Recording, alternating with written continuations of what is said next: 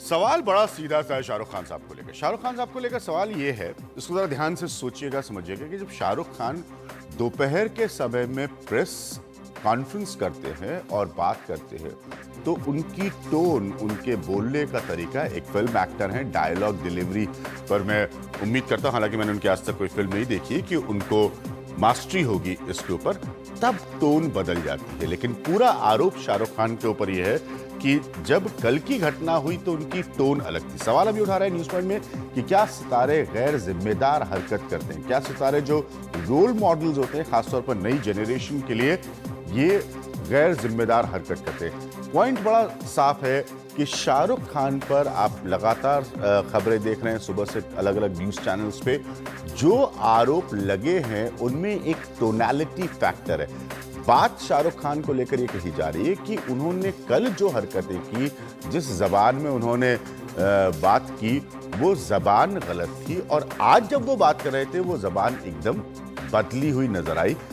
बार बार ये बातें इसलिए उठती हैं क्योंकि लोग ये कहते हैं कि साहब सेलिब्रिटीज़ को, जो बड़े स्टार्स हैं, उन्हें ज़्यादा आसानी से टारगेट किया जाता है, बल्कि यहाँ तक कहा जाता है कि वो सॉफ्ट टारगेट होते हैं। तो ये सारी दलीलें बड़े स्टार्स को लेकर दी जाती हैं। क्या ये सारी दलीलें वाकई शाहरुख खान पर इस वक्त फिट हो रही हैं, या एक इन्वेस्टिगेशन है? मुंबई क्रिकेट एसोसिएशन जो है वो बहुत क्लियरली चाहता है कि इस पूरे मामले की तहकीकात हो और जो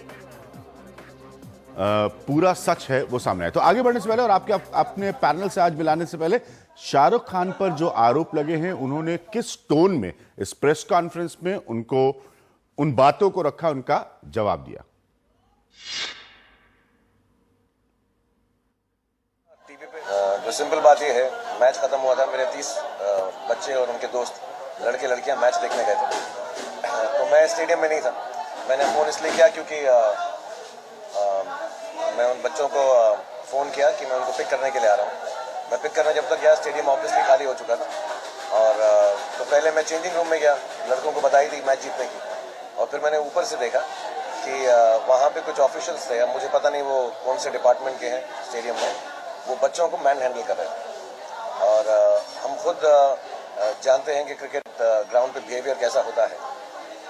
you are not allowed to go on the pitch, my children are aware of that. Side में खड़े थे सबके सब बच्चे, एक बॉल के साथ खेल रहे थे, लड़कियां थी छोटी, और मैं ऊपर से भागता हुआ नीचे आया। वहाँ पे एक सिक्योरिटी के थे या क्या थे, उन्होंने बच्चियों को हाथ से ऐसे खींचा, तो मैंने उनको कहा इनको हाथ मत लगाइए, हम लोग यहाँ पे रहने नहीं आए हैं, वैसे ही हम जा रहे हैं यहाँ से।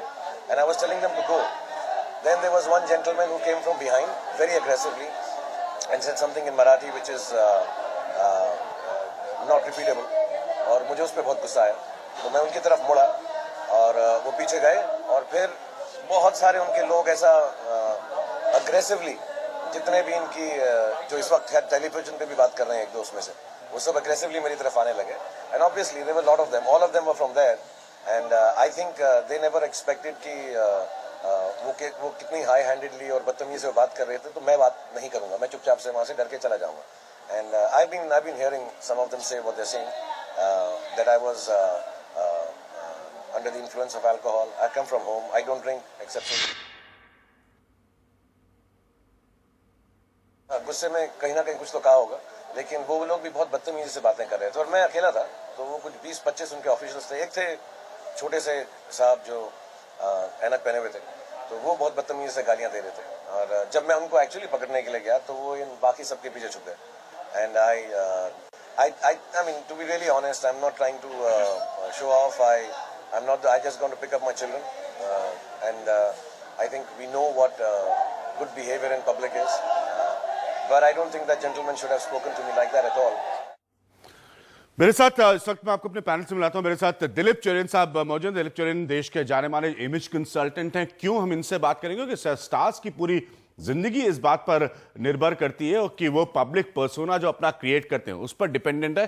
चारू शर्मा हमारे साथ मौजूद है, जो कि एक क्रिकेट कमेंटेटर हैं, क्रिकेट राइटर है, और इस तरह के मैचेस में, आईपीएल के हाइप में इस तरह की घटना होना एक नॉर्मल सी बात है, या वाकई ये शाहरुख खान ने जो जिस तरह से बर्ताव किया है, ये एक सीरियस तरीके से देखने की इसको जरूरत है, इसको किसी एक इंक्वायरी और जांच के तहत लीपापोती करके इसको दबाने की जरूरत नहीं है। लेकिन आगे बढ़ने से पहले एमसीए के जो नितिन दलाल साहब है, उनका वर्जन वो क्या कह रहे हैं पूरे दिन से, जरा इसको सुनिए।